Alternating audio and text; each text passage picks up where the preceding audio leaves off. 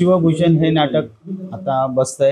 आतापर्यंत तालीम चालू आहे त्याची आणि हे नाटक 6 आणि 7 जूनला आपल्या मामावरकर नाट्यगृहामध्ये होईल।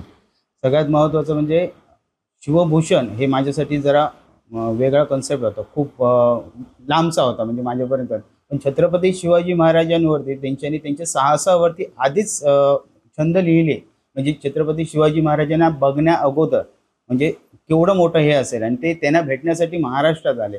आजपर्यंत तुम्ही इंद्रजिमी जंबपर वगैरे तुम्ही फक्त ऐकताय, पण त्याचं तुम्हाला जे नाटक बघताना तुम्हाला त्याचं ट्रान्सलेशन तुम्हाला इथे ह्या नाटकात तुम्हाला बघायला मिळेल। नुसतं हे नाटक असंच नाही आहे, त्याच्यासाठी स्क्रीन आहे आणि या नाटकात आत्तापर्यंत तरी 70 मुलं काम करत आहेत या नाटकात।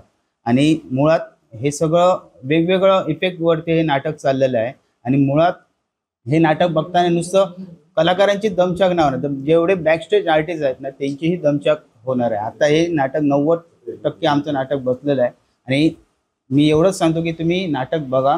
आणि जे आहे छत्रपती शिवाजी महाराज, आजपर्यंत छत्रपती शिवाजी महाराज हे नुसते राजा नसून ते विचारांचे राजा आहेत। नुसतं आजपर्यंत औरंगजेब, अफजल खान वगैरे हे मारण्यापुरतं तेवढं नाही आहे, की महाराजांनी जे जे काय काय केलं आहे ना ते तुम्हाला या नाटकात त्या माध्यमातून तुम्हाला समजेल।